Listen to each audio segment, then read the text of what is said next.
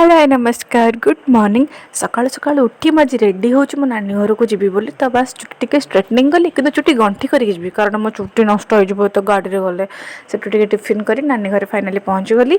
नानी मोर बसिक हबिष रांधुला तो आम आमर कम सब सारी सेठू बाहरलु।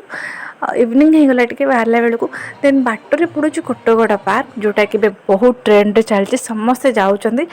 तापर मु भाविली टिके जीवा बस आगे आगे मु पछे पछे मो भाई एठी गोटे कुम्भीर देखी मु डरी गली। मु कहली लो भूलटा केते बड़ कुम्भीर।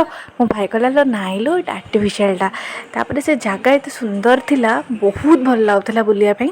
टिके गहଳି थिला बोली विरक्त लाଗୁଥିଲା नले ओवरऑल बहुत भल जगह सेटा थिला। तो मो भाईर मोर टिके बुलुथुलु इवनिंग बोली भल फोटो उठलानी मन दुख मोर एठी एते पानी देखि मोर इच्छा ला गाधिया को।